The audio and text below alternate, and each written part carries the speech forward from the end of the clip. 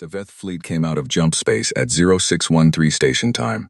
For 11 seconds, nobody at Kepler station knew they were there. 11 seconds of cold coffee getting colder. 11 seconds of a technician in Bay 4 arguing with a vending machine about whether she had, in fact, put in the right coin. 11 seconds of completely ordinary nothing. Then the sensors caught up with reality. Lieutenant Priya Mehta looked at her console and said, "Oh no," in a voice that was mostly just breath. She hit the alarm anyway. The klaxon that filled Kepler Station's operations center was the kind of sound that reached into your bones and pulled. It cut through hull vibration and shift change fog, and the particular tired haze of people living 3 light years from anything they'd ever called home. People sat straight, hands found stations. Someone knocked over a coffee cup and didn't notice. Commander Elena Vasquez came through the blast door at a run, still pulling her jacket closed. Her hair was loose. She didn't care about her hair. "Talk to me," she said. Mehta talked. 22 vessels had dropped out of jump space at bearing 340 Mark 17, sitting at roughly 400,000 kilometers. Tight formation, no transponder signals, no standard approach request, no communication of any kind. They had appeared, they had stopped, they were waiting. "How big?" Vasquez asked. Mehta pulled up the size analysis. Her fingers moved a little slower than usual. Smallest reads about 900 meters. Largest is, she stopped. Mehta, 11 kilometers. Commander. Nobody in the operations center said anything for a moment. 11 kilometers. Bigger than most cities. Bigger than anything humanity had ever tried to fight. Kepler Station itself was a quarter-kilometer tube with rings on it, docking arms like insect legs, and running lights that blinked orange and white in the dark. It had point defense mass drivers, a shield array, and a garrison of 400 Earth Defense Force soldiers. It had been built for pirates, for asteroid impacts, for the occasional territory argument with the Helian Confederation. It had not been built for this. Vasquez breathed in through her nose. She breathed out slowly. "Get me Earth Command," she said. "Get me Admiral Osman, and get a hail out to those ships, every frequency we have." The hail went out on 17 frequencies, in 12 recognized interstellar languages, and in 3 mathematical signal formats the Galactic Contact Bureau had certified as readable by any spacefaring civilization. It was thorough. It was professional. It said, in as many ways as humanity knew how to say things, "We see you, we are here, talk to us." 12 minutes passed. The response came back not through any of those channels. It came as a direct data injection into the station's communication array. The interstellar equivalent of someone grabbing your wrist and typing on your hand. Rude, deliberate about being rude. The translation software took 40 seconds. What it produced was this. "You occupy space claimed under the Veth Dominion's 4th Expansion Directive. Evacuation is not offered. Termination of this installation will proceed in 30 of your minutes. Resistance is cataloged as entertainment." Vasquez read it twice, then a third time because her brain kept stopping at the last sentence and needing to start over. Entertainment, not file, not unnecessary, not even pointless, entertainment. She had served 19 years in the Earth Defense Force, 2 wars. One against the Helian Confederation over the outer colony rights dispute. One against the kind of human desperation that comes when water stops flowing and people stop reasoning. She had lost people she respected and a few she loved, and she had built, over 2 decades, a working relationship with fear. She knew its weight. She knew how to carry it without letting it steer. She felt it now, cold and clear and honest. She set it aside. "Get me Earth Command," she said. "Right now." Admiral Kira Osman appeared on the main screen 14 minutes later. Her face was the specific kind of flat that meant she was running calculations behind her eyes and didn't want anyone watching to know what the numbers were adding up to. "Commander Vasquez, Admiral." Vasquez held up the translated message. "They've given us a countdown. We have roughly 3 minutes left on their clock." Osman looked at something off-screen. Her jaw moved by 1 millimeter. "I see the fleet composition." A pause that lasted exactly as long as it needed to. "How many non-military personnel on station?" 2,000. 416. "I started evacuation procedures when the alarm went off, but our shuttle capacity won't cover them in 3 minutes. No." Another pause, longer. "We are working on authorization for a response asset. Keep your people alive as long as you can, Commander." "What response asset?" The channel went to encryption pending. Vasquez stood with the dead channel on the screen and looked at it for 1 second. Then she turned back to her crew. Every face in the operations center was on her. Young faces, some of them. Faces that had families on the station, families back on Earth, families on the colony worlds, who would find out what happened here from a screen notification in the middle of their own ordinary days. She thought about that for exactly 1 second. "You heard her," Vasquez said. "Buy us time, everything we have. Let's make them work for their entertainment." The Veth Dominion had been expanding for 600 years. 41 star systems absorbed, 32 civilizations displaced or ended. Ranked the second largest interstellar power in this galactic arm, behind only the Sarathi Collective, a gap that had been narrowing for 50 years at a rate the Sarathi watched very carefully. Their philosophy of war was really a philosophy of mathematics. Identify the resource, calculate the acquisition cost, apply force and optimal ratio, move on.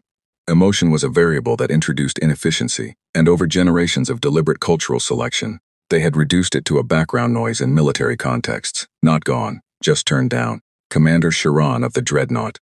Absolute Dominion was a product of that engineering. He was tall for a Veth, which was slightly unusual. He had lost one hand in the Paleth campaign 6 years prior and still occasionally noticed its absence the way humans noticed a missing key. Not grief, just persistent inconvenience. He stood at the Absolute Dominion, whose forward observation deck and processed Kepler station with the calm efficiency of someone who had done this 40 times before in 40 different systems, small installation, aging hull sections, defensive armaments below standard, mass driver cannons, not modern directed energy systems, which indicated either limited funding or limited priority. 11,044 life signs, perhaps 3,000 with military conditioning. The rest workers, engineers, maintenance staff, families. The math was simple. It was always simple. 37 seconds before his deadline, Kepler station opened fire. The point defense mass drivers that Kepler fired were real weapons. The physics were entirely correct. Tungsten slugs, roughly 4% of light speed, accurate out to 600,000 kilometers. Against a pirate frigate, against a small attack ship, against almost anything within the station's operational range, they would have done serious and measurable damage. Against the Gaverme. Absolute Dominion. They registered as a gentle shiver. Saran watched his readout for 3 seconds. The impacts were hitting in the low single digits of shield capacity consumption. His ship's hull plating was rated for sustained fire from weapons 40 times this size. There was no danger. There was barely an inconvenience. He waved one hand at his weapons officer. First-tier suppression. Move this along. First-tier suppression was the Veth's infrastructure removal setting, designed to degrade installation capability while preserving labor population. For eventual utility, it was not a war tool, it was closer to a demolition tool. 4 escort frigates rotated their weapons arrays and began. What happened to Kepler Station in the next 4 minutes was not a battle. It was an education. The first salvo hit the shield array and dropped it to 28% capacity. The second salvo hit the eastern docking arms.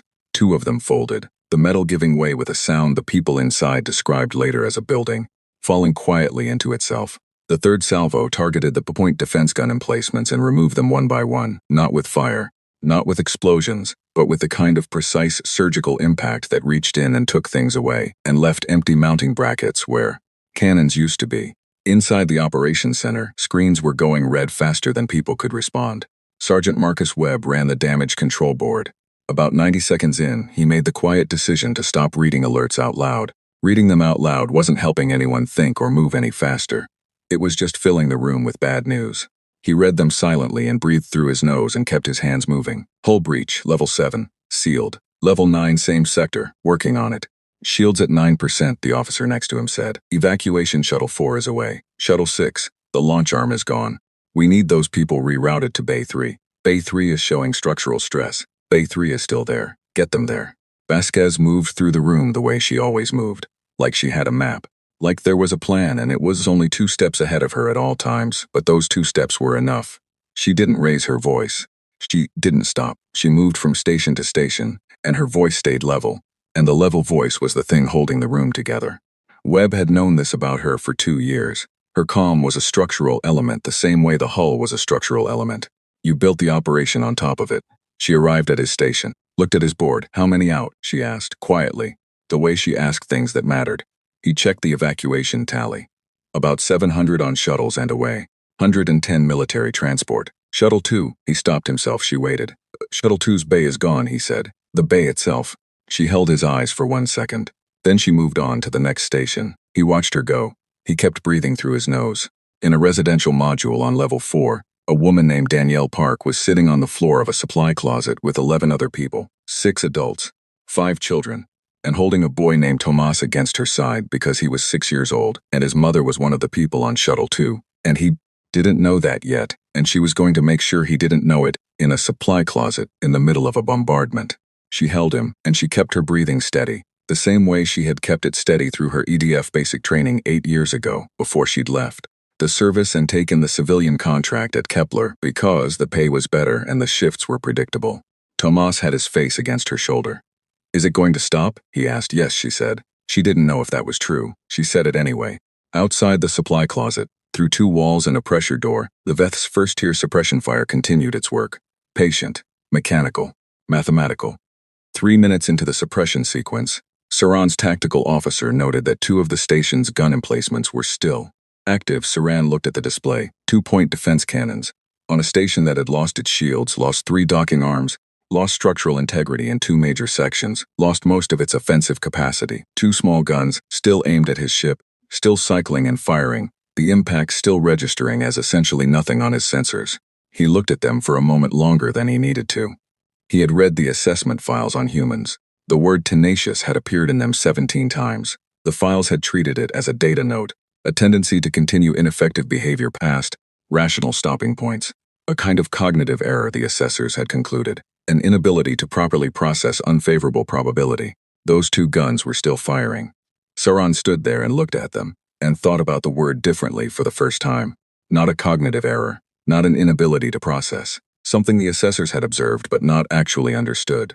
He filed the thought away. It was not relevant to current operations. Second-tier suppression, he said. Finish this. The message arrived on Vasquez's personal command channel in the moment between the end of the first wave and the beginning of the second, encrypted with a code she had been given at a classified briefing 8 years ago and had almost stopped thinking about. 4 words from Admiral Osman. "Sovereign is going hot." She stared at those 4 words while the first impacts of the second wave hit the station. The floor lurched hard to the left. Emergency lighting kicked in, red, low, the kind of light that made everything look like it was already on fire. Somewhere in the east module, something structural gave way with a sound like a door the size of a continent closing. She grabbed a handhold. She held it. Sovereign. She had heard that word in certain corridors, attached to budget line items with too many redacted sections, in conversations that paused when she walked in because she was not cleared for the rest of it. She had asked once, early in her career. She had been told she didn't have the clearance, and she had accepted that and moved on. Because there were 100 things above her clearance level, and most of them she never needed to know. Going hot. She knew what that meant. "All hands," she said over shipwide, her voice steady in the red light and the lurching floor, and the smoke that was starting to find its way through the ventilation. Deep hull sections. Center of the station, emergency positions. Right now, don't wait for someone to tell you twice. Webb was looking at her. There was a question on his face that he didn't know how to ask. "Something we built," she told him, "a long time ago, when we were still scared enough to build it." She paused. "We built it instead of giving up," she said. "That's all you need to know right now." The second-tier suppression fire hit, and the lights went out fully, and the floor tilted, and the hull made a sound that was the sound of metal, deciding it had had enough. And somewhere to the east there was a pressure alert that the systems were already trying to seal. And in the dark, Vasquez gripped the handhold and didn't let go. She thought about those 2 guns, still firing at the end, registering as nothing, still firing anyway. On the deep-range sensor board, still running, still reading, pulling its data from passive arrays placed far out in the system's dark edges where nothing would look for them. A readout was updating. Far beyond the system's navigational edge in an asteroid field that had been slowly, carefully, secretly hollowed out over 31 years of classified construction work. Something that had never fired before was getting ready to fire for the first time. A barrel, 412 kilometers from breech to muzzle. In that barrel, a projectile the mass of a small skyscraper was beginning to move. Magnetic rings fired in sequence, each one handing the projectile to the next, and the acceleration was the kind of number that required scientific notation to write down and required something like awe to fully understand. The people of Kepler Station held on in the dark and the smoke and the red light. They did not give up, they held on. That had always been the thing about humans. Out in the dark, something their grandparents had started building was about to show the Veth Dominion what that word, tenacious, actually meant when it was fully loaded and pointed at you. 31 years before the Veth fleet arrived at Kepler Station, a woman named Dr. Ingrid Solberg stood at the edge of a hollowed asteroid and looked out at the stars and said, to nobody in particular, "This is either the smartest thing humanity has ever done or the last thing." Her project manager, A tired man named Yusuf, who had not slept in 40 hours, said, "Can it be both? It could be both." It was both. The project was called Sovereign, and for 3 decades it had consumed more resources, more secrecy, more human stubbornness per square meter than any single project in human history. It had chewed through 6 Earth Defense Force budgets, 3 different political administrations that had tried to kill it, 2 directors of the Galactic Contact Bureau who had argued loudly that building it was a provocation, and 1 very thorough audit that had somehow concluded the asteroids in question were entirely unmodified. The people who built Sovereign were not idealists. They were not warmongers either. They were engineers and physicists and materials scientists who had looked at the trajectory of the galaxy, at the Veth Dominion's 6th century expansion record, at the 32 civilizations that no longer existed, at the mathematical near certainty of eventual contact, and had asked a simple question: what would it take not to win a war? Winning a war against the Veth Dominion was not a realistic goal for a civilization that had only been in space for 140 years, not to deter them forever. Deterrence required the other party to believe the cost was too high, and the Veth had never encountered a cost high enough to stop them. The question was simpler and darker than that. What would it take to make them hesitate long enough to recalculate? The answer, after 6 years of modeling and 2 years of argument and 3 years of construction planning, was this: a railgun of sufficient size and velocity to be functionally unanswerable by any known Veth countermeasure, firing a projectile at a significant fraction of the speed of light, positioned in a location no enemy scanner sweep would think to look, not a war. A statement, a single very loud, very clear statement.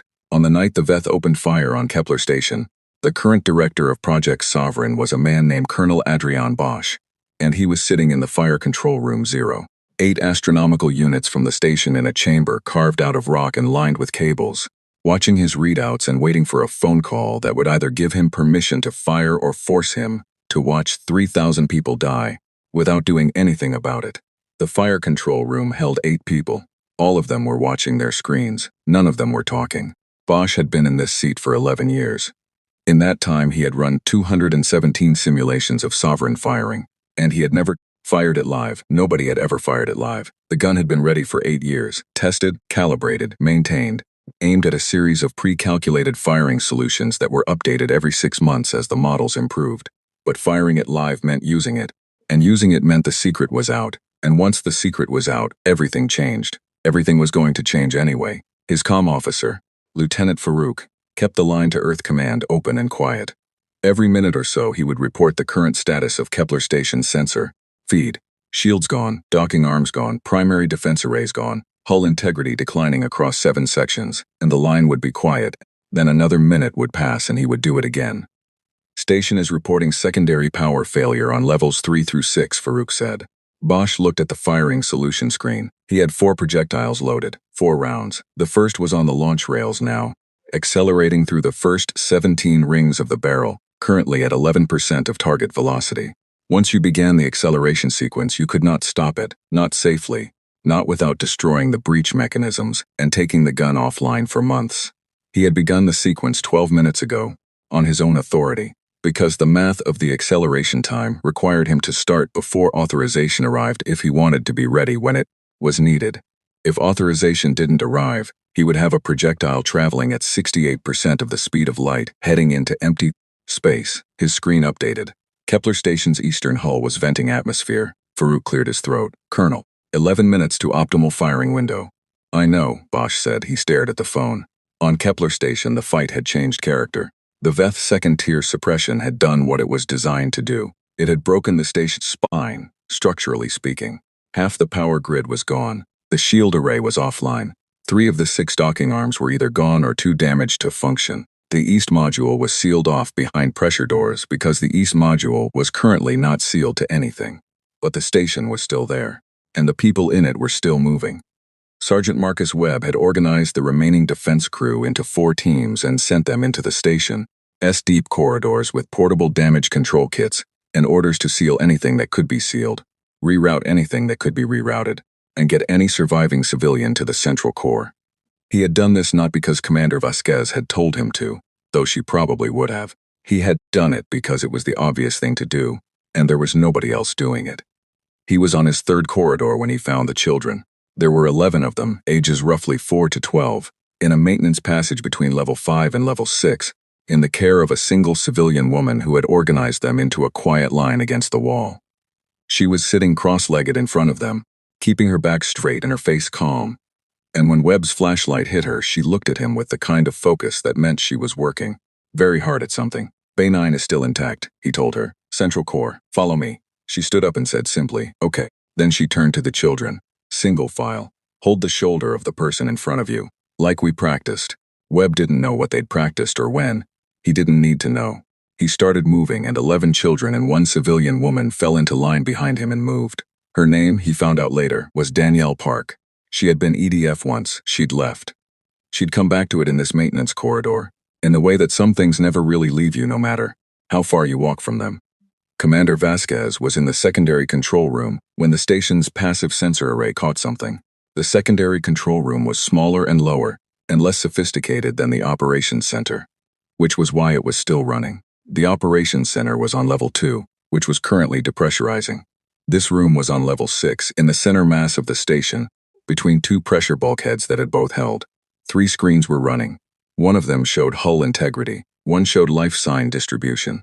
One was the deep-range passive array. The deep-range passive array was not standard equipment on a station like this. Vasquez had requested it, and gotten it 3 years ago, citing routine navigational hazard monitoring. The real reason was that she had read the assessment files on the Veth Dominion, and had developed the habit of wanting to see further than she was supposed to need to see. Right now the deep-range array was showing her something that wasn't in the Kepler system. 11 kilometers. That was the size of the largest Veth ship. The sensor reading she was looking at was showing her a structure 0.8 astronomical units away. In the outer system, that was 400 kilometers long. She had not known it was there. She knew what it was. Her personal channel chimed. Sovereign is at 70% velocity. Authorization received. Firing window in 8 minutes. Keep your station intact, Commander. Osmond's voice was still flat, still running calculations, but underneath the flat there was something else, not relief, not hope exactly. Something older. Something that had been waiting a long time to be felt. Vasquez keyed the channel. Understood. She looked at her life sign display. 2,114 people still on the station.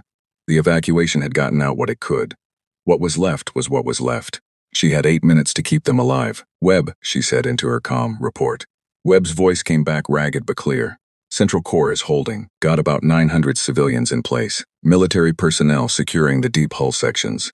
We've still got a section fire in level 8, but it's contained. Keep it contained. Working on it also, Commander. A pause.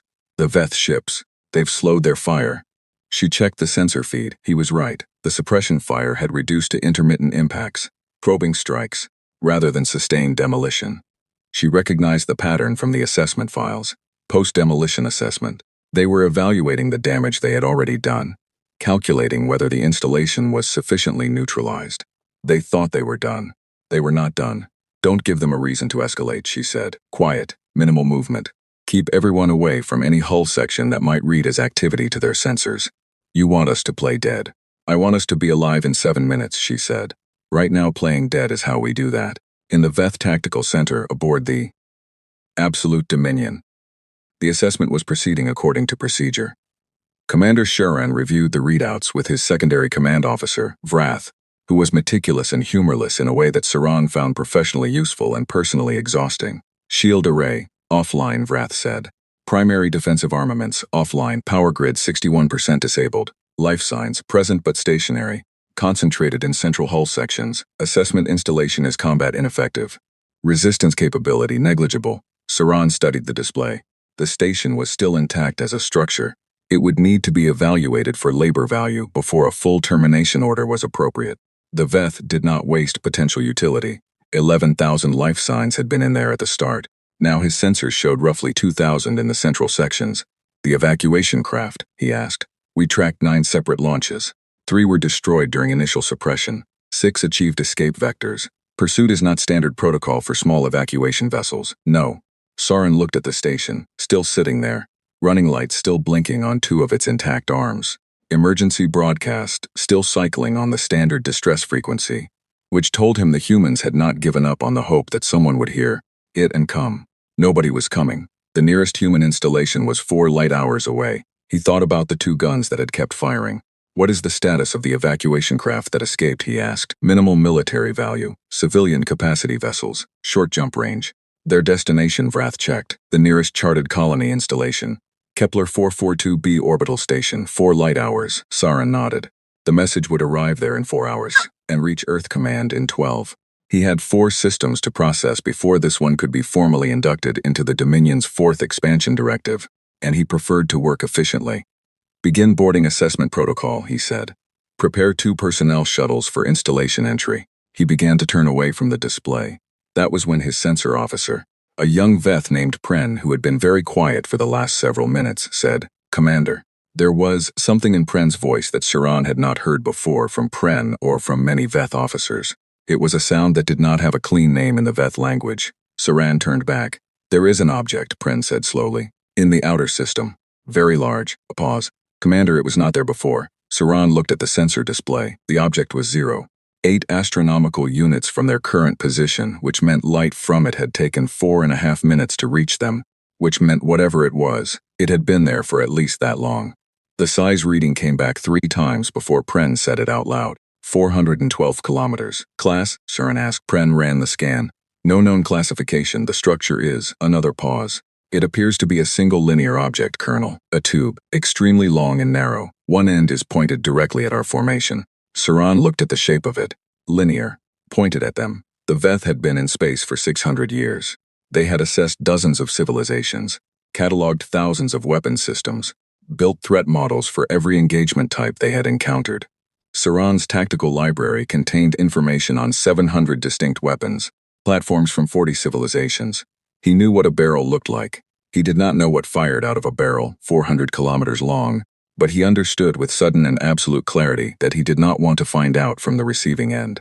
"Combat alert," he said. His voice stayed level. "All ships evasive."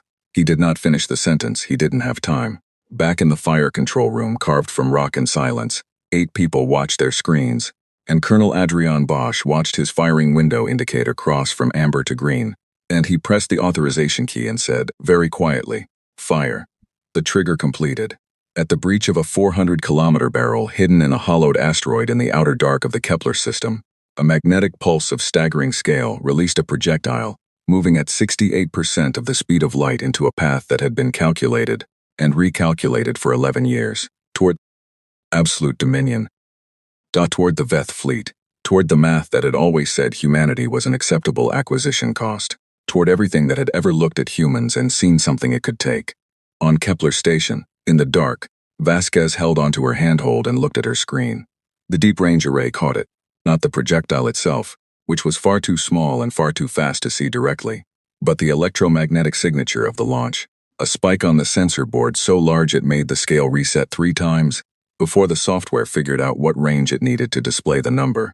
In Webb's voice came over the comm. "Commander, what was that?" That, she said, was 31 years of someone refusing to give up. She looked at the timer on her personal channel. 4.1 seconds until impact. 3.9, 3.7. She held on. There is a thing that happens when an object the mass of a large building travels at 68% of the speed of light. It is not an explosion, not exactly. An explosion implies a contained release of energy, something that starts and finishes a bang. What happens when a kinetic impactor at 68% of the speed of light makes contact with another object is something else entirely. The energy released is a number that requires scientific notation. The physics are the same physics as any other impact: mass, velocity, transfer, just applied at a scale that the human brain is genuinely not designed to process without models and graphs and multiple sessions of sitting quietly afterward. The projectile that Colonel Adrian Bosch fired from Project Sovereign did not make a sound that anyone on Kepler Station could hear.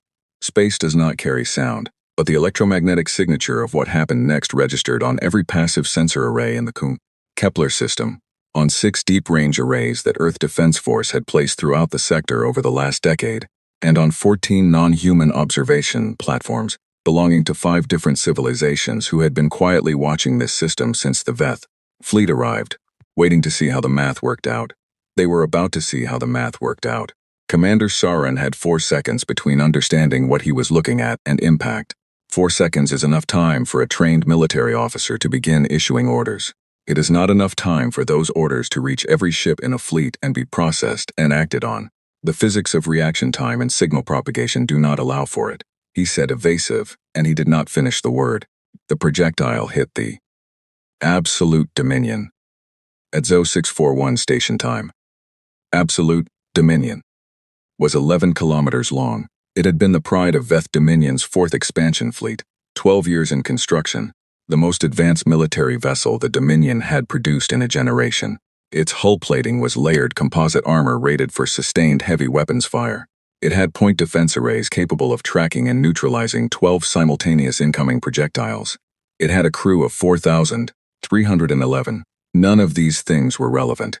When the projectile connected, the absolute dominion did not explode in the conventional sense. What it did was convert a catastrophically rapid conversion of kinetic energy into heat, light, plasma, and a pressure wave that expanded outward at speeds that made fast a word that needed a moment to think about what it was doing in the sentence.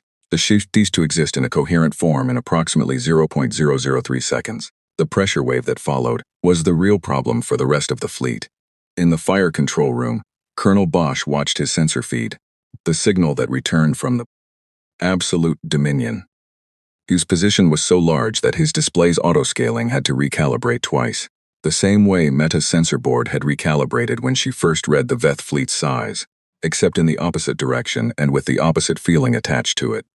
Round 1 impact confirmed, his sensor officer said. Her voice was steady. Her hands were flat on her console so they wouldn't shake. Bosch looked at the display. Absolute dominion was gone. The position it had occupied was now a rapidly expanding sphere of plasma and debris, but there were 21 other ships. Round 2, he said. The second projectile was already at 40% velocity in the barrel. He had started the second acceleration sequence 9 minutes ago, before the first round had fired, because the loading and acceleration cycle took 11 minutes and you planned ahead. That was what you did. You planned ahead. You built a 400-kilometer gun in secret for 31 years. You loaded 4 rounds and you planned the sequence before you fired the first one, because you did not know how many you would need, and you did not intend to find out by running out. The pressure wave from the absolute dominion. B's destruction reached the nearest escort frigate in approximately 12 seconds. The frigate, dominant force, 700 meters, crew of 600, had been in standard formation relative to the dreadnought when the impact happened. Its pilot had processed the sensor spike, begun to compute an evasive solution, and had gotten approximately 0.4 seconds into executing it when the pressure wave arrived. The dominant force was not traveling at 68% of the speed of light. It was not a weapon. What the pressure wave did to it was more like what a storm wave does to a small boat, not the kind of thing that ends cleanly, but the kind of thing where structural integrity and physics and the specific unlucky angle of impact all make a decision together, and the decision is final. The dominant force lost its aft section.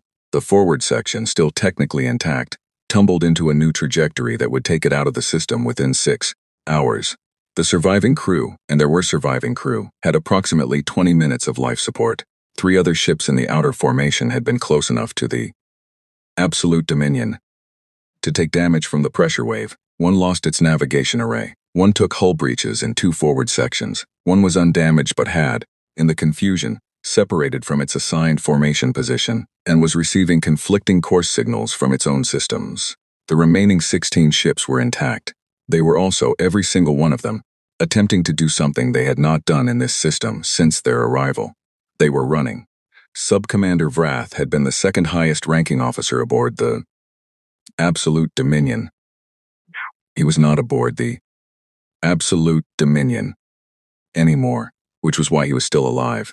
He was on board Assessment Shuttle 1, 60 kilometers from the Dreadnought's former position, preparing to approach the station for boarding evaluation when the impact happened. The shuttle's sensor suite was minimal, short-range, tactical grade, not designed for this.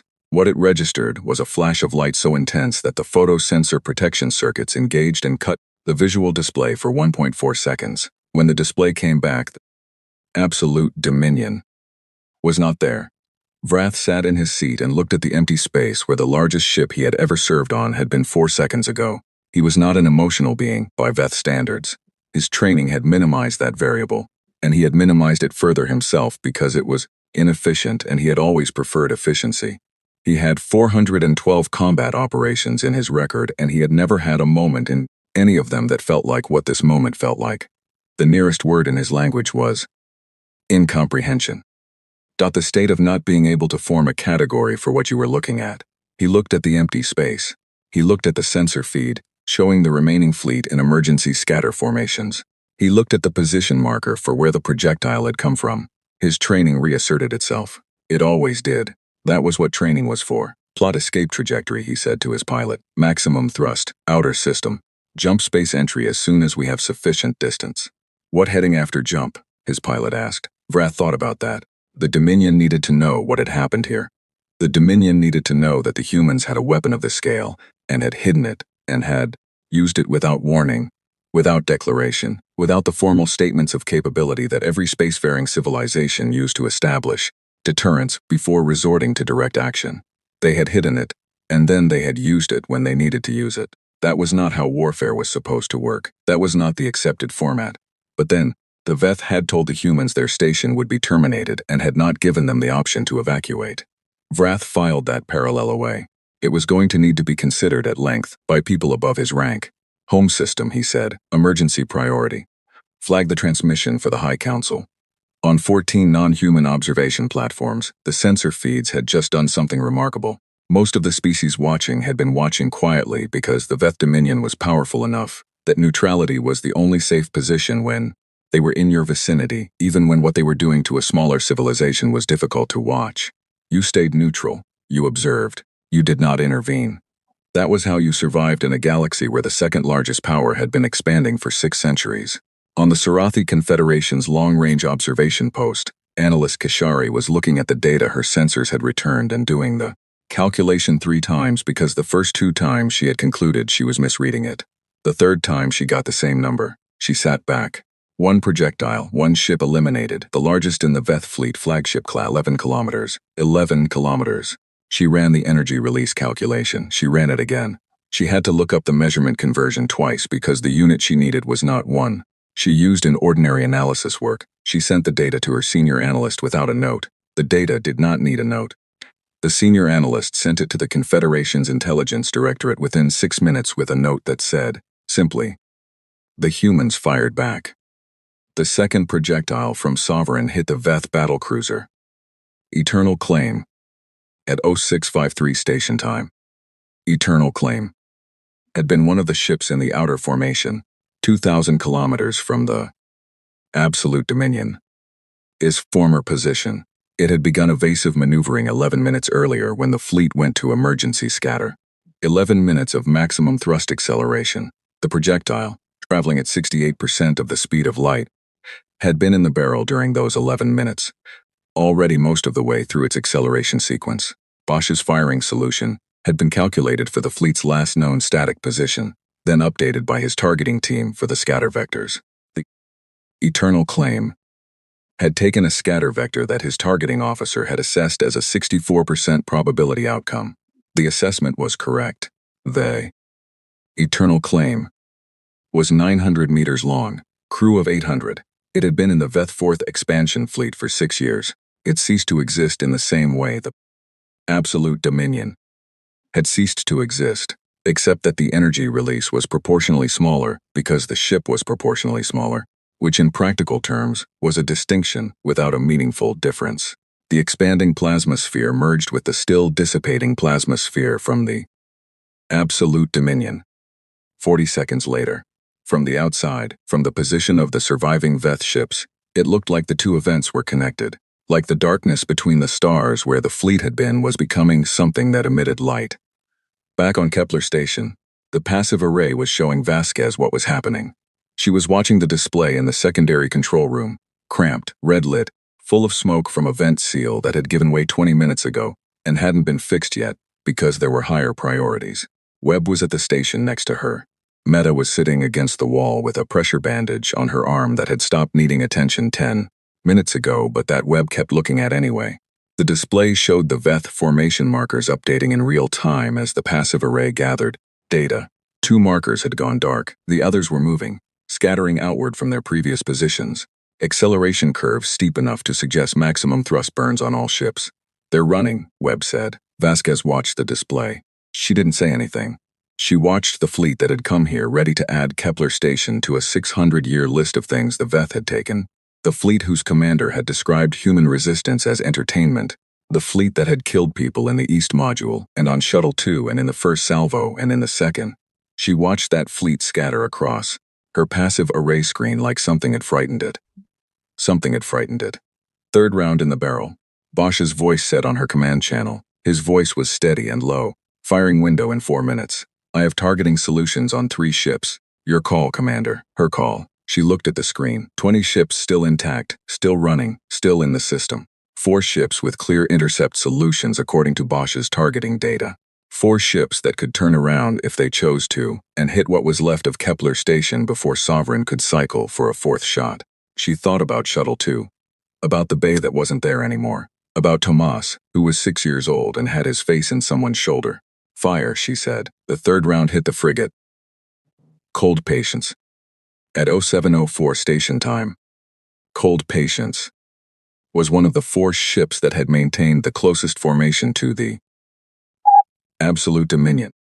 During the original suppression sequence, it was 900 meters. It had been part of the first-tier suppression wave. It had contributed to the destruction of Kepler Station's docking arms. It ceased to exist. The 4th round was already in the barrel. By the time it was ready to fire, something had changed in the Veth fleet's scatter pattern. The ships were no longer simply running on diverging vectors. They were communicating tight-band encrypted signals that the passive array couldn't decode but could measure. And then, one by one, the surviving ships were doing something that no human in this system had expected to see. They were jumping, not to a rally point, not to a regrouping position in the outer system. The jump signatures were deep space profiles, long-distance jumps, the kind you used when you were not planning to come back soon. 18 ships remaining in the Veth formation. 18 jump signatures in 44 minutes. Then the Kepler system was quiet. Then it was just Kepler Station, battered and bleeding and dark in most of its sections, sitting in the silence, and the expanding plasma fields where 2 of the most advanced ships in the Veth fleet had been, and the stars. The same stars that had always been there. The same dark, just quieter now. Colonel Bosch stood the 4th round down at 0741 station time. There was nothing left in the system to fire at. He ran the targeting sweep 3 more times to be certain. The passive arrays were clear. The active sweep showed nothing larger than debris. The jump signatures had all dissipated. He stood the 4th round down and he sat back in his chair, and he looked at the ceiling of the fire control room, which was bare rock, the natural stone of the asteroid that had hidden this installation for 31 years. Dr. Ingrid Solberg had been dead for 9 years. She had not lived to see this. He had thought about that, on and off over the years. Whether she would have wanted to see it, whether she would have been glad or horrified or something in between. She had spent 22 years of her life on this project. She had died of cancer at 71, on Earth, in a hospital that had never known what she had spent those 22 years building. He thought about what she had said the first time she stood at the edge of the installation and looked at the stars. Either the smartest thing or the last thing. He looked at his sensor display, the Kepler system, empty of Veth. Both, she had said, could be true at once. He picked up the comm to Earth Command and began his report. On Kepler Station, Vasquez sat down. There was not anywhere specifically designated for sitting in the secondary control room. She sat on the floor, with her back against the console, in the red light, and she sat there for a while. Webb sat down next to her without saying anything. Meta from across the room said, "They're really gone?" And Vasquez said yes, and Meta said okay, and nobody said anything else for a little while. 2,041 people were alive on Kepler Station. About 930 were not. Vasquez sat with that number. She sat with it the way you sit with things that are true, and that you cannot change, and that will need to be carried from here forward. There is no other way to sit with numbers like that, you just sit. After a while, Webb said quietly, "What happens now?" She looked at the passive array display, the empty Kepler system, the dissipating plasma fields. "Now," she said, "the galaxy finds out." She paused. "The question is what they decide to do about it." The data from Kepler reached the Sarathi Confederation's Intelligence Directorate in 9 hours. It took them 3 hours after that to believe it. Not because the data was unclear, it was extremely clear, thoroughly documented by 14 different observation posts, cross-referenced against each other until the margin of error was functionally meaningless. The data was not the problem. The problem was that what the data showed required a category of thing that did not exist in the Sarathi Threat Assessment Library. And creating a new category for something requires you to first dismantle the model that told you the thing was impossible. The Sarathi had been watching humanity for 40 years. They had rated humans as a developing civilization, promising in some respects, dangerously short-sighted in others, possessed of considerable individual resourcefulness, but limited in the kind of long-term strategic thinking that characterized stable interstellar powers. They had noted the railgun development, the early energy weapon research, the modular colonial infrastructure. They had assessed humanity's current military capacity as adequate for internal security and piracy suppression, and possibly sufficient for a low-intensity conflict with a second-tier power. The Sarathi Threat Assessment Library had no tier for what had just happened at Kepler. One weapon, hidden for 31 years, fired 3 times. 2 Veth capital ships and 1 frigate reduced to plasma. 18 remaining Veth vessels, including 10 that had not taken any direct fire and had not been in any danger, in full emergency retreat. Senior intelligence analyst Kashari had been awake for 22 hours by the time she sat down to write the report for the High Council. She had a habit, when writing difficult reports, of drafting the first sentence many times until she found one that was honest without being either dramatic or falsely calm. She wrote 7 first sentences for this report. The one she kept was, "The humans have demonstrated a weapons capability that changes the prior assessment in ways this office considers non-recoverable." Non-recoverable meant the old model was not wrong in a way you could fix. The old model was wrong in the foundation. You had to start over. She sent it upward and got 3 hours of sleep and came back to her desk to find 17 response messages waiting from various council offices, all of which asked some version of the same question. Did they know they had this before they were attacked, or did they build it afterward? Kashari had already answered this question in her report, but she answered it again in the 17 reply messages, because she understood why people kept asking it. The answer was profoundly uncomfortable. They had built it 31 years ago. They had built it when the Veth were 400 light-years away, before first contact, before the expansion directive reached their region of space, before there was any specific enemy to build it against. They had built it against the idea of an enemy, against the mathematical probability of a thing that didn't have a face yet. That kind of thinking, that long, patient, unglamorous, expensive, secret kind of thinking, was not what the Sarathi model had predicted humanity was capable of. The model had been wrong about that. What else had it been wrong about? The Veth High Council convened in emergency session 14 hours after Subcommander Vrath's shuttle completed its jump to the home system. Vrath delivered his report in person, which was unusual. Reports from field operations were typically transmitted. He delivered his in person because the transmission, while encrypted, would still travel through communication networks that other parties could eventually access, and the content of the report was the kind of content you did not want traveling through accessible networks before the council had time to process it and form a response. He stood in front of 7 high councilors and he said what had happened. He said it plainly, because that was his nature, and because there was no way to say it that was not plain. The dreadnought, absolute dominion, was gone. The battle cruiser, eternal claim, was gone. The frigate, cold patience, was gone. Combined crew 5,911, all dead. The engagement lasted from first human defensive fire to Veth fleet retreat. 43 minutes. Of that 43 minutes, the actual exchange involving Sovereign had lasted approximately 23 minutes and consisted of 3 projectile impacts. High Councilor Drath, who was the eldest member of the council and had been instrumental in authorizing the 4th expansion directive, was quiet for a long moment after Vrath finished. "You said they hit it," Drath said. "Yes, 31 of their years, based on our reconstruction of the construction timeline from the installation's apparent age and the asteroid modification signatures. 31 years. Drath said it the way you repeat something when you are testing whether it sounds different the second time. It didn't sound different, and we did not detect it. No, why not? Vrath had anticipated this question. He had been thinking about it for the entire jump transit home.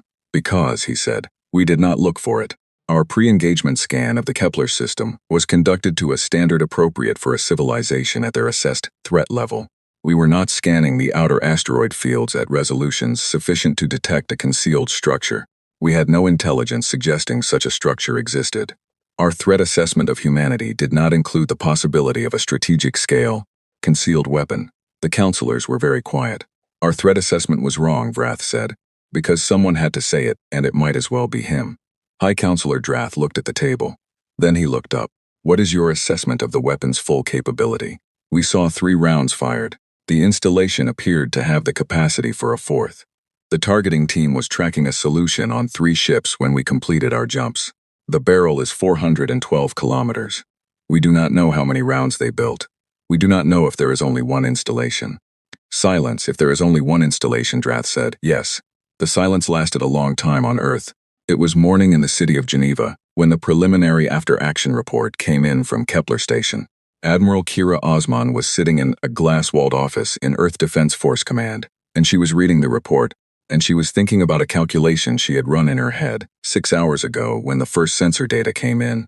A calculation she hadn't shared with anyone because the inputs were still uncertain, and she didn't state uncertain conclusions out loud. The calculation was this. The Veth had come to Kepler with 22 ships. They had sent 18 away at emergency scatter, and those 18 had jumped out of the system. They had not rallied. They had not sent a message demanding an explanation. They had not issued a counter-threat. They had run, with the speed and totality of something that had been frightened deeply enough to override 600 years of operational confidence. Osman had been in the military for 27 years. She had studied fear and its effects on military decision-making.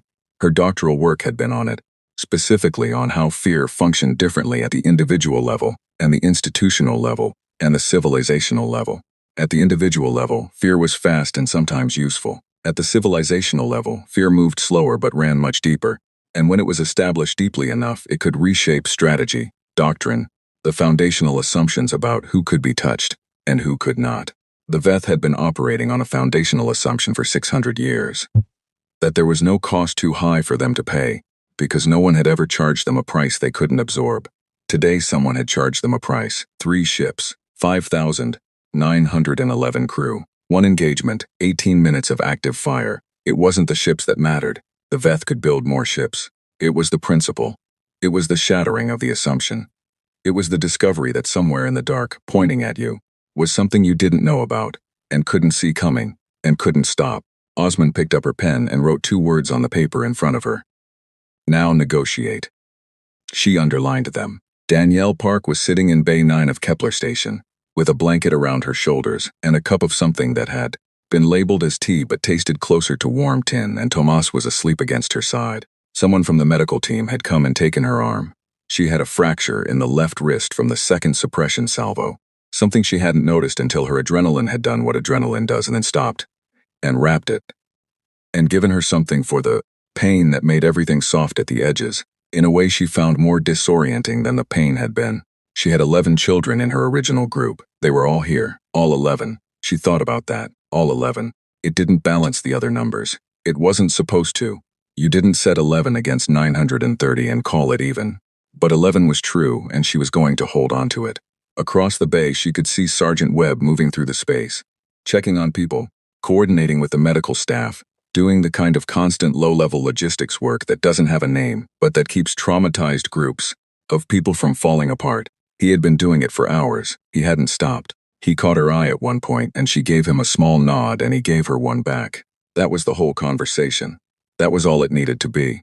On 14 non-human observation platforms, the data had been transmitted upward, and the transmissions had crossed and been received, and the receiving parties were having conversations that would not be public for months or years, but that were all circling the same set of questions. The Helian Confederation, which shared 2 border systems with human space and had fought 1 low-intensity war with humanity 11 years prior, convened its Security Council 2 days after the engagement. The meeting lasted 6 hours. The record of it, declassified 8 years later, showed that the first item on the agenda was labeled simply, Revaluation of Human Military Capability Assessment. The Paleth Coalition, a small group of 3 systems that the Veth had pushed on for a decade but not yet absorbed, received the Kepler data via a deep space relay, and their council spent 4 hours in emergency session. The record showed that their defense minister stood up at one point and said, in the middle of a complex discussion about resource allocation, "We should talk to the humans." It was not on the agenda. Nobody objected. The Garathi, a reclusive species who had not communicated with any other civilization in 40 years, and had specifically refused 3 human contact attempts, sent a message to Earth's Galactic Contact Bureau 3 days after the engagement. It was the first time they had ever initiated contact with humanity. It was brief, it said. We watched. We understand now. We would like to speak. The contact bureau forwarded it to Admiral Osman's office with a note that said, "This has never happened before." Underlined twice. Osman read it and said nothing for a moment and then said to the aide who had brought it, "Set up a channel." Back on Kepler Station, Commander Vasquez was doing the thing she always had to do after an engagement. The thing was making lists. 2,041 people alive, 930 dead. Of those 930, 612 had been civilians, workers, engineers, families, 318 military personnel, names. She wrote the names. The system would compile them automatically into the official record, but she wrote them anyway, by hand, in the paper notebook she kept specifically for this. It took 4 hours. When she finished, she sat with the notebook open to the last page and looked at the last name she'd written and thought about the East Module and the shuttle bay and all the ways a station full of people could come apart in 43 minutes. She thought about what she would have done without Sovereign. She thought about 31 years of engineers and physicists and budget officers and project managers who had worked in secret on something they could never talk about, never show anyone, never prove was worth the cost, until the day it was needed. She thought about Dr. Ingrid Solberg, whom she had never heard of until Bosch mentioned her in the after-action communication. A woman who had stood at the edge of an asteroid and asked, what would it take? The answer had been 31 years, and a 400-kilometer barrel, and an immovable belief that someday somebody was going to come and you were going to need to be ready. Vasquez looked at the last name in her notebook. The belief had been right. It hadn't been enough. 930 names said. It hadn't been enough, but it had been the difference between 930 and 3,000, and that difference had a weight to it that she was going to carry with her for the rest of her life. She closed the notebook. She went back to work. In the outer dark of the Kepler system, the plasma fields where the absolute dominion and the eternal claim had been were slowly dissipating. The debris field expanded in all directions, perfectly consistent with the mathematics of what had happened, indifferent to its own meaning. Metal and carbon and the elements that had once been ships and crews spreading through the space between the stars at a constant, unhurried, thoroughly documented rate. In 4 million years, some of that debris would reach other star systems. In 4 million years, some of it would become part of new things, asteroids, dust clouds, eventually perhaps planets, perhaps atmospheres, perhaps rain on worlds that didn't have names yet. The universe was not sentimental about these things, but the people who were alive on Kepler Station were sentimental about them, in the way that humans always were, and always had been, and probably always would be, carrying their numbers and their names and their particular forms of grief through whatever came next. That was the other thing about humans. They remembered, they carried it forward, they kept going. 6 weeks after the Battle of Kepler Station, that was what they were calling it now, officially, in military records and news reports, and the first draft of the Emergency UN Security Council resolution that had been sitting in committee since the day after the engagement. Admiral Kira Osman sat down for the first diplomatic contact between humanity and the Veth Dominion. It was not what she had expected a diplomatic contact to look like. She had expected it to be formal, scheduled, conducted through the standard galactic diplomatic channels, with interpreters and recorded minutes, and the kind of careful language that people spent weeks crafting so that no single word could be read 2 ways by 2 different parties. She had expected to be in Geneva, in the contact chamber that humanity had built specifically for this kind of communication, with a team of 30 behind her, and a legal advisory panel, and a communications relay that had been calibrated to every known Veth signal format. What she got instead was a direct transmission to her personal command channel at 0340 station time, while she was asleep. The translation came through automatically, which meant the sender had used a format her software recognized, which meant the sender had looked up how to send her a message she could read, which meant the sender had been thinking about this for a while. The message was not long. We are aware that you have 1 operational weapon of this type. We assess with high probability that you have more. We are asking whether you intend to use them. Osman read it twice. She got up, made herself coffee, and sat with it in the quiet of her quarters, and thought about what answer she wanted to give. The answer she gave after 40 minutes of thinking was not the one her legal advisory panel would have approved. She sent back, "We built them so we would not have to use them. You made us use them once. Whether we have to use them again is your decision, not ours." She sent it and went back to sleep. The response came back 4 hours later.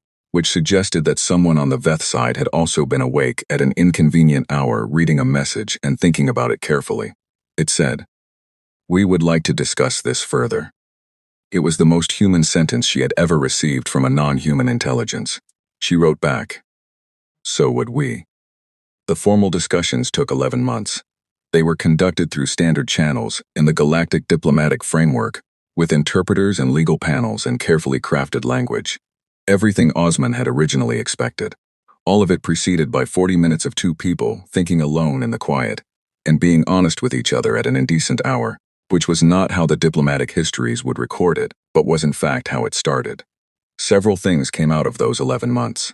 The first was a formal cessation of Veth expansion operations into human proximate space, defined as any system within 40 light-years of currently inhabited human territory. Not a treaty, not yet. A cessation, pending further discussion, with the understanding on both sides that the cessation was in both parties' interest. The second was a mutual disclosure framework, an agreement that both parties would provide the other with information about significant new weapons, development, pending verification protocols that neither side was very satisfied with, but both sides accepted because imperfect verification was better than no verification. The third was a clause that nobody advertised but that both sides understood was the real center of the whole thing, an acknowledgement that humanity possessed and maintained strategic weapons capable of causing unacceptable loss to Veth military assets, and a parallel acknowledgement that Veth expansion activities had been halted in the relevant region. Neither side used the word deterrence. Both sides knew that was the word. When Osman briefed the UN Security Council on the outline of the agreement, a delegate from one of the council nations asked her if she considered the outcome a victory. She thought about that for a moment. 930 people died at Kepler Station, she said. A lot of them were civilians. They died because we weren't ready fast enough, because our defenses weren't strong enough, because the evacuation capacity wasn't sufficient. The weapon worked, but working isn't the same as winning. Winning would have been not needing it. A pause. We have a framework now. Whether that becomes something real depends on what we do with it. She paused again. "Ask me in 10 years, she said. Sub-Commander Vrath was reassigned after his report to the High Council. Not punished. His conduct had been correct. His report had been accurate. There was nothing to punish. He was reassigned because his assessment of what had happened had been the clearest and most honest of any officer who had been present at Kepler. And the High Council did not currently want their clearest and most honest officers in positions where they might influence junior officers to be similarly clear and honest. He was placed in a strategic analysis post, behind a desk, reading reports from other people's engagements rather than being in them. He spent his first 6 months in that post, doing something that had not been formally requested of him, a complete retrospective analysis of the human-Veth engagement from first contact to the fleet's retreat, tracing every decision point and every place where a different decision might have produced a different outcome. It was 1,200 pages when he finished. The section he spent pushed the most time on was not the weapons analysis or the tactical breakdown or the assessment of Sovereign's construction and capabilities. It was a 5-page section near the end titled, in dry bureaucratic language, Reassessment of Subject Civilization's Strategic Decision-Making Capacity. The core of it was simple. The Veth had assessed humanity as a civilization that could not plan long-term. That was not correct. Humanity had planned 31 years in advance for an enemy they had not yet encountered. They had maintained operational security on a 400-kilometer weapons installation for 3 decades. They had absorbed the attack on Kepler Station, sustained catastrophic damage, and used the weapon at exactly the correct moment, not too early, not when it might have been detected and neutralized before it could fire, but at the moment of maximum need and maximum surprise. That was not an absence of long-term strategic thinking. That was exceptional long-term strategic thinking, conducted in secret, at great expense, across multiple political administrations and budget cycles and personnel transitions, by a civilization that the Veth had looked at and seen something small and manageable. Vrath sent his analysis to the High Council and waited. 3 weeks later, a member of the council called him in to discuss it. The member's first question was, "How many other weapons do you believe they have hidden that we do not know about?" Vrath's answer was honest, as his answers always were. "I don't know. That is exactly the problem." Sergeant Marcus Webb took his leave on Earth in Chicago in the late summer, 4 months after the engagement. He spent the first week sleeping. Not in any troubled way. He would deal with the troubled parts later, with help he had scheduled. Just in the way that you sleep when you have been running on adrenaline and duty. and the particular focused energy of survival for longer than your body was designed to sustain it. He slept. He ate food that was not station rations. He sat on the back steps of his mother's house and looked at the sky, Chicago sky. Blue above the lake, not the black of space, not the red emergency lighting, not the dust-filtered amber of a mining colony. Blue and wide and completely ordinary. He sat there for a long time. His mother came out at one point and sat next to him. She didn't ask anything. She was the kind of person who understood that questions were not always what was needed. After a while he said, "There was a kid, 6 years old. His name was Tomas." She waited. "He's okay," Webb said. "He's with his aunt now. His mother didn't make it, but he's okay." She put her hand over his. He looked at the sky. He had been thinking a lot in the months since Kepler about the moment in the maintenance corridor when he had found Danielle Park with 11 children in a line. She had said okay, and turned around and organized them, and followed him, and not one of those children had panicked or been left behind. She had done that in the middle of a bombardment, alone, with no orders, using training she hadn't used in 8 years. He had been thinking about what it said that she'd done that. Not about her specifically. About the kind of people who ended up in places like Kepler Station, working contracts, mining colonies, refueling installations at the edges of where humanity had gotten to. Not soldiers, not heroes in any formal sense, just people who had enough in them to turn around in a crisis and do the next right thing. There were a lot of those people. The galaxy had looked at humans for a while, he thought. It had looked at the technology and the firepower and the strategic weapons. That was reasonable. Those were real things. But it was also looking at a species that put civilians in supply closets and told a 6-year-old yes, when it didn't know if yes was true. That carried notebooks full of names. That built guns for 31 years against enemies they couldn't see yet, and then sat with the cost of using them because sitting with the cost was what you did. That was also real. He stayed on his mother's steps until the sky went dark. Stars came out one by one. He knew some of them now in ways he hadn't before Kepler, knew which ones had systems around them, which ones were contested, which ones humanity was inching toward. There were a lot of stars. There was a lot of dark. Somewhere in it, humanity was still moving. Commander Vasquez was at Kepler Station when it reopened, not the old station, that had been assessed as too structurally compromised for full rehabilitation. A new station built in the same position, on the same coordinates, same designation, same purpose. Faster construction than the original, because a lot of the preparatory work had already been done. Faster than you would expect if you didn't know how humans worked. 3,000 people had been on the old station. 4,000 were assigned to the new one. Nobody had asked Vasquez to be there for the reopening. It wasn't her command anymore. She had been promoted, moved to Earth Defense Force Strategic Command, given a role that involved a lot of reports and not much sleeping. She had asked for one day off and taken a shuttle to Kepler on her own, and she was standing in the new operations center, which was larger and better lit than the old one, and smelled like new construction materials and recycled air. Lieutenant Priya Mehta was there too. Mehta was the new station's senior sensor officer. She had come back. They stood in the new operations center and looked at the new sensor display, and didn't say much for a while. "The passive arrays are better," Mehta said eventually. "Good. Longer range, different positioning. And we have 2 of them now, covering opposite sides of the system." She paused. "We also have directed energy defense arrays, 4 of them. And the shield generator is 3 generations newer." Vasquez looked at the display, the Kepler system showing clean on every frequency. "And the evacuation capacity," she asked. "Enough for everyone, plus 40%. Vasquez nodded. She looked at the console where Mehta had stood, 11 seconds before anyone else knew the Veth were there, and said, "Oh no," in a voice that was mostly breath, and hit the alarm anyway. The console was new, different placement, different hardware, but the same station, the same people more or less, the same stars outside. "Good work," she said. Mehta nodded. The galaxy did not become safe after Kepler. Nobody had said it would. The Veth Dominion did not dissolve. The other civilizations watching from their observation posts did not disarm. The long, slow work of living in a universe full of other things that could decide at any time that you were an acceptable acquisition cost did not stop. What changed was smaller and, in the long run, possibly more important. The Paleth Coalition sent a formal diplomatic request to Earth Command 8 months after the engagement. They wanted a trade agreement. They also, in a carefully worded annex, wanted to know if humanity would consider extending mutual defense consultations to small neighboring powers. It was the first time anyone had asked humanity for that kind of help. Earth Command spent 4 months discussing the answer.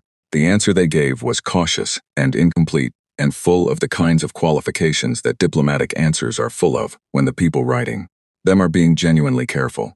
But the core of it was yes. The Garathi, who had not communicated with anyone in 40 years, sent 3 more messages in the 8 months after their first one. By the third message, they were asking about cultural exchange. A species that had chosen isolation for 4 decades was wondering what humans read. Senior analyst Kashari of the Sarathi Confederation completed her revaluation of humanity's threat assessment classification. She submitted it to the Intelligence Directorate with a cover note that she had spent more time writing than the report itself.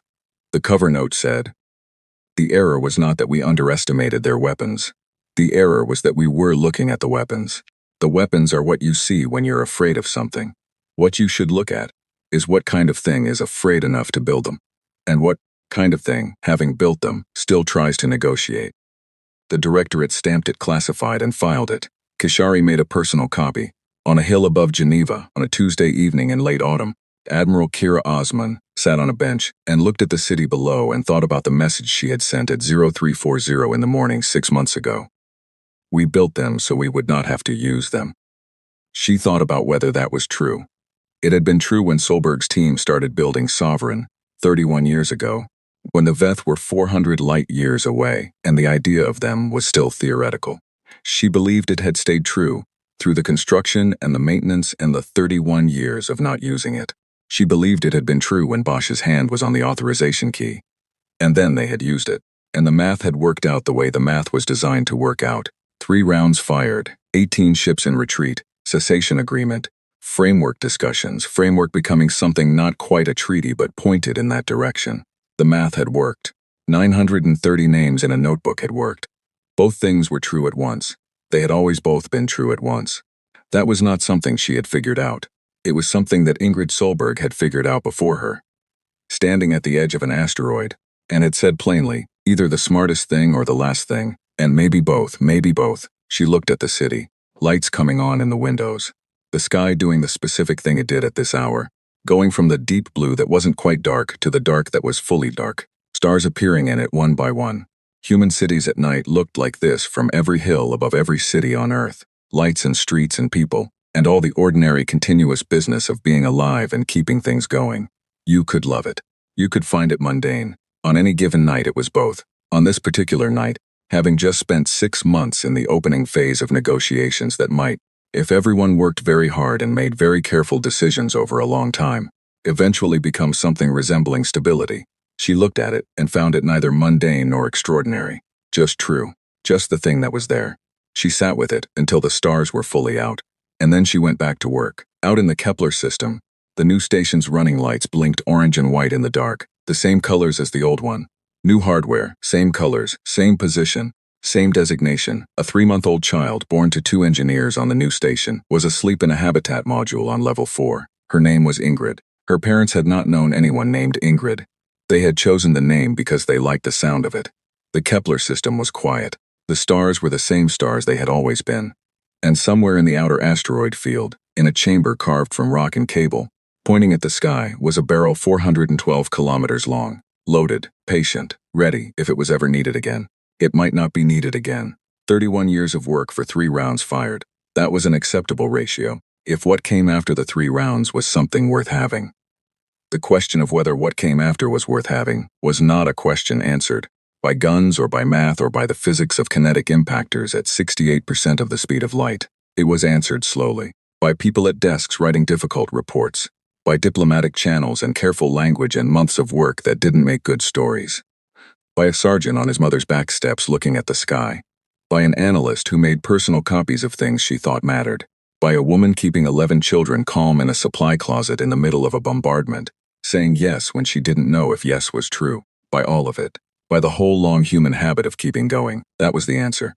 That had always been the answer.